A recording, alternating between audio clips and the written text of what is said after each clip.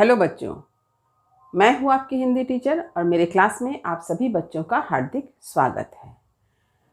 हम लोग सच्चिदानंद हीरानंद वात्स्यायन अज्ञे द्वारा रचित बहता पानी निर्मला के प्रश्न उत्तर चर्चा को पढ़ रहे हैं।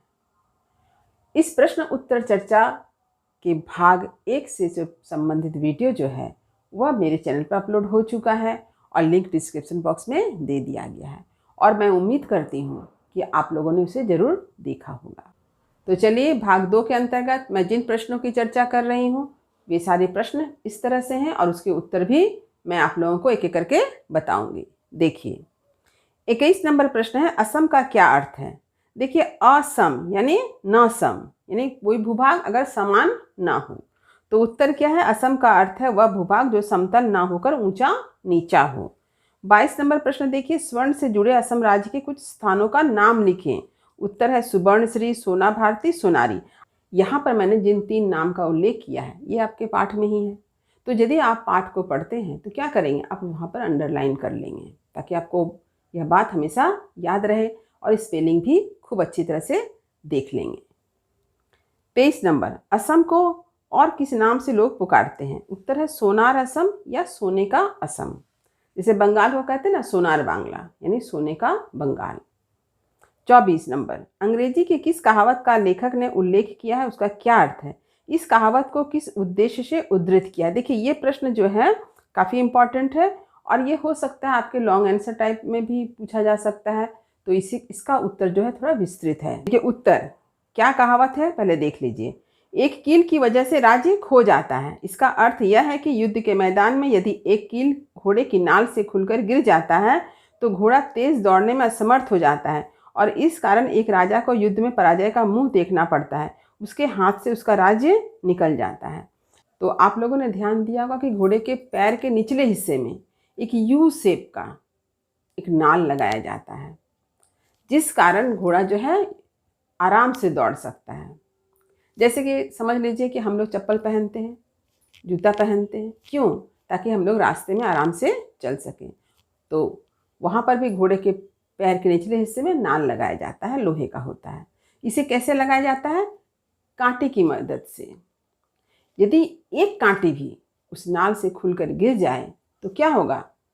वह वहाँ से हिलना शुरू हो जाएगा, नाल वहाँ पर स्थिर नहीं बैठेगा फिर, और हो सकता है धीरे धीरे करके दूसरी कांटी भी लूज हो जाएगी और इस तरह से एक एक करके सारी कांटी लूज हो गई और नाल खुल के गिर गया।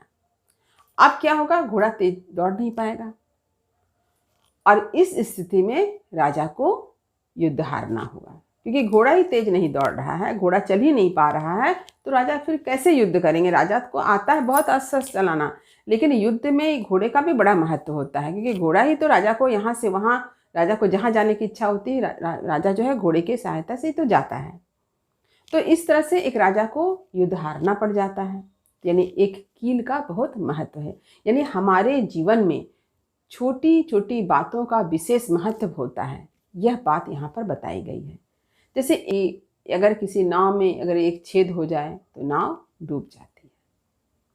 किसी व्यक्ति के चरित्र में अगर एक बुराई आ जाए तो वही उसको बर्बाद कर देती है। यानी छोटी छोटी बातों का महत्व है हमारे जीवन में। इसीलिए मैं आप लोगों को हमेशा कहती हूँ कि आप लोग जो है अपनी पढ़ाई, जो आप विद्यार्थी हैं तो विद्यार्थी का भी महत्व कहाँ हो रहा है? पढ़ाई करने से। तो पढ़ाई करने में भी छोटी छोटी बातों का खूब ध्यान रखिए। इस कहावत का उल्लेख करने का यह उद्देश्य है कि जीवन में कभी कभी बहुत छोटी या तुच्छ वस्तु की वजह से मनुष्य को बहुत बड़ी हानि उठानी पड़ती है और वह बहुत बड़े संकट में पड़ जाता है। इस संदर्भ में लेखक ने एक छोटी वस्तु लोहे की कील का उल्लेख किया है। यद्यपि लोहे की एक कील बहुत ही छोटी वस्तु है, लेकिन इसकी कमी से राजसत्ता हाथ से निकल जाती है। कील के निकलने से नाल बेकार हो जाती है, नाल के बेकार होने से घोड़ा बेकार हो जाता है और घोड़ा के बेकार होने से लड़ाई में हार हो जाती है। अतः हार की स्थिति में राजसत्ता हाथ से निकल जाती है। तो आप लोगों ने देखा यहाँ पर कि किस तरह से एक कांटी के निकल जाने से घोड़ा जो है बेकार हो जाता है, घोड़ा ठीक से चल फिर नहीं सकता है और जिसके कारण राजसत्ता जो है हाथ से निकल जाती है। आप लोगों ने कबीरदास जी का एक दोहा भी पढ़ा होगा, तिनका कभू न नींद ये जो पायन तर होय, कभुक उड़ी आँखिन परे पीर घनेरी होय। यानी छोटी वस्तु की कभी अवहेलना ना करें। छोटी वस्तु ही कभी कभी ऐसी होती है जो हमारे जीवन के लिए काफ़ी इम्पॉर्टेंट है और उसी वस्तु के कारण हमें हानि उठानी पड़ती है। तो इस तरह के बहुत सारे उदाहरण, छोटी छोटी कहावत हम लोगों ने सुना है। लेखक ने इस कहावत का प्रयोग अपने दांत मांजने के ब्रूस और मोटर की एक मामूली डिबरी जैसी छोटी चीज के लिए किया है, जिसके कारण उसे भयंकर मुसीबत का सामना करना पड़ा था। एक बार लेखक ने नाम के आकर्षण से असम में सोनारी नामक स्थान के लिए प्रस्थान किया था। बरसात के मौसम के कारण रास्ता बहुत खराब और पानी में डूबा हुआ था। चारों ओर मौत ही मौत नजर आती थी। लेखक ब्रूस और मोटर की डिबरी को ठीक करवा कर बड़े ही संकटपूर्ण माहौल से वापस आ रहे थे। तब बाढ़ का पानी सड़क तक आ गया था। किसी तरह वे सड़क से नदी तक पहुंचे और फिर गाड़ी को नाव पर लाद कर दूसरी तरफ पहुंचे, लेकिन गांव में कंधे तक पानी घुस आने के कारण विवश होकर शिव सागर वापस लौटे और 12 दिनों तक बाढ़ के पानी के उतरने का इंतजार करना पड़ा। तो लेखक ने भी यहाँ पर बताया है कि एक छोटी सी वस्तु, दांत मांजने का ब्रश और मोटर की डिबरी, इन दो वस्तुओं के लिए उन्हें किस तरह से मुसीबत का सामना करना पड़ा, उसका ही उल्लेख यहाँ पर उन्होंने किया है। 25 नंबर प्रश्न देखिए, डीखू नदी में आई बाढ़ का लेखक ने क्या चित्र उपस्थित किया है? उत्तर, बाढ़ का पानी सड़क के एक तरफ से निकलकर सड़क को पार कर सड़क के दूसरे तरफ के धान के खेतों में बह रहा था। इस प्रकार चारों तरफ पानी ही पानी था। पेड़ों की कतार से ही सड़क का अंदाज लगाया जा सकता था।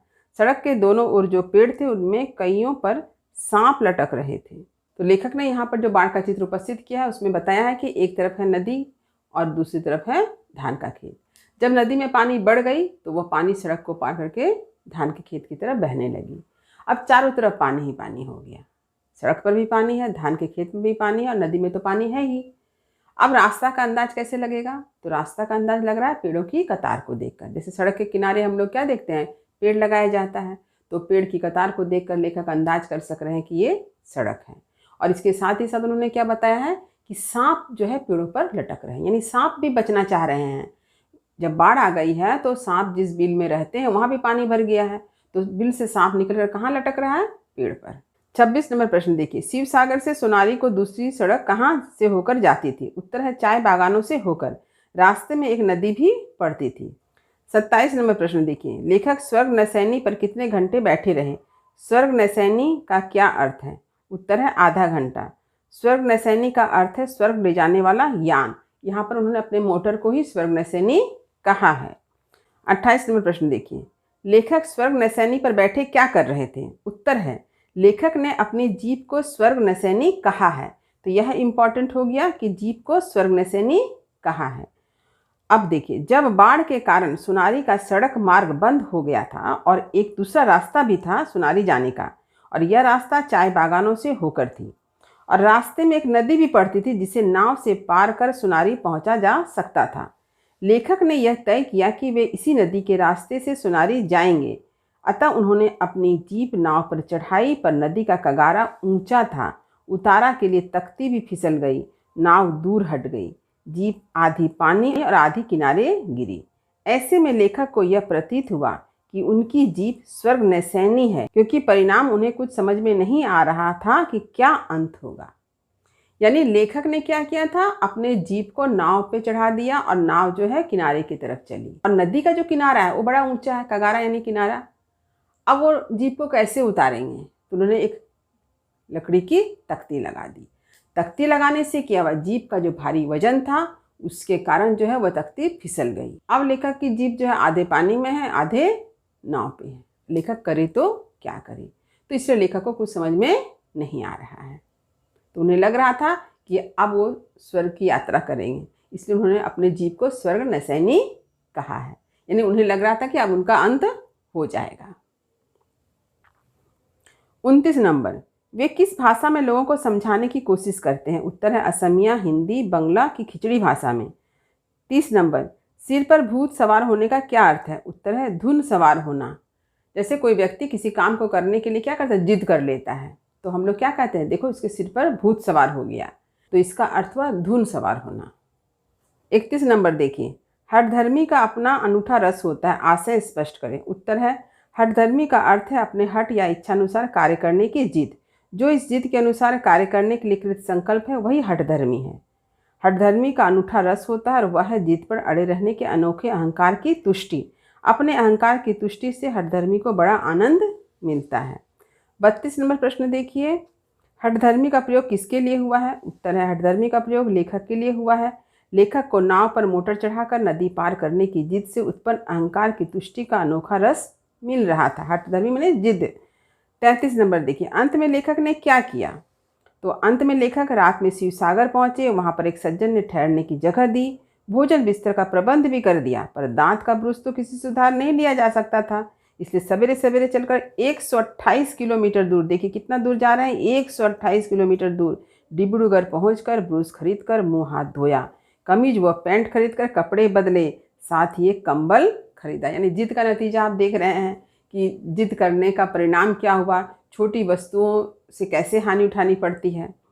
34 नंबर प्रश्न देखिए, सोनारी वापस लौटकर उन्होंने क्या देखा? उत्तर है शिव सागर में 12 दिन काट कर जब वे सोनारी पहुंचे तो देखा कि सोनारी के डाक बंगले में पानी भर गया था, कपड़े सब सिलकर सड़ रहे थे, किताबें तो गल गई थी, यदि कुछ बचा था तो वह था स्नान घर के ऊंचे ताक पर रखा हुआ साबुन का डिब्बा और दांत ब्रूस। देखिए जिसके लिए उन्होंने इतनी भाग दौड़ मचाई वही सुरक्षित बचा हुआ है, वही पुराना वाला दांत ब्रूस और एक साबुन का डब्बा भी।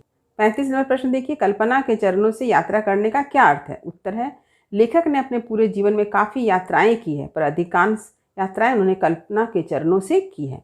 काल्पनिक यात्रा करने पर कोई रोक टोक करने वाला नहीं होता है, ना अधिक समय व साधन की आवश्यकता होती है, साथ ही कोई पूछने वाला भी नहीं होता है कि हजरत कहाँ घूम रहे हैं। 36 नंबर देखिए, लोग लेखक के बारे में क्या कहते हैं? उत्तर है लोगों का कहना है कि लेखक ने अपने जीवन में भौतिक सुख सुविधाओं की उपलब्धि नहीं की है, पर लेखक प्रसन्न है। 37 नंबर, चलते फिरते नजर आइए से लेखक का क्या आशय है? उत्तर है लेखक की यह सोच है कि जीवन चलते रहने का नाम है, थमने या रुकने का नहीं।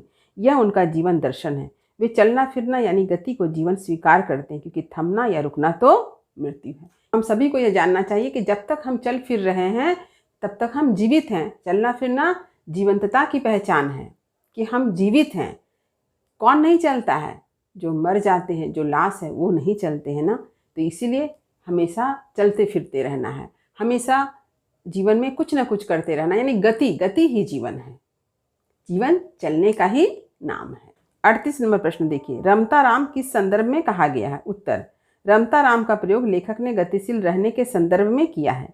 लेखक के अनुसार राम रमते इति राम का द्योतक है, अर्थात जो सब में रमता है वही राम है। गतिशीलता ही राम के रामत्व का परिचायक है। उपनिषद में भी कहा गया है चरेवेति। लेखक के अनुसार गतिशीलता जीवंतता की निशानी है। जिस प्रकार बहता हुआ पानी साफ, स्वच्छ और निर्मल होता है, ठीक उसी प्रकार मानव का जीवन भी सार्थक और सफल होता है। यानी जीवन जो है चलने का नाम है। जब तक हम चलते हैं, हमारी सोच चलती है, तब तक हम साफ हैं, स्वच्छ हैं। सोच का चलने का अर्थ क्या हो गया? सोच में नित नए परिवर्तन, नई सोच को अपनाना, जीवन में आगे बढ़ना, परिवर्तन को अपनाना ही जीवन है। कुछ लोग क्या करते हैं, पुरानी बातों को लेकर बैठे रहते हैं। वे जीवन में आगे कभी नहीं बढ़ पाते हैं, क्योंकि उनकी सोच इतनी पुरानी है जो आज के समय के साथ मेल ही नहीं खाती है। तो हमें अपने समय के साथ साथ जीवन में आगे बढ़ना है, क्योंकि परिवर्तन सत्य है, इसे हमें अपनाना होगा। और अपने जीवन में इस बात को मानना होगा कि जब तक हम कुछ काम करते फिर रहे हैं तब तक हम स्वस्थ भी हैं। यानी स्वस्थ रहने के लिए अपने शरीर को हिलाना डुलाना जरूरी है, अपने शरीर से काम लेना भी जरूरी है। कि आचार्य विनोबा भावे का जो एक निबंध है श्रम की प्रतिष्ठा, उसमें उन्होंने क्या बताया है कि खाने का अधिकार किसे होना चाहिए? जो कि काम करता है, यानी काम करने वाले को ही खाने का अधिकार होना चाहिए। वहाँ पर उन्होंने बच्चे, बूढ़े और बीमार को अलग बतलाया है।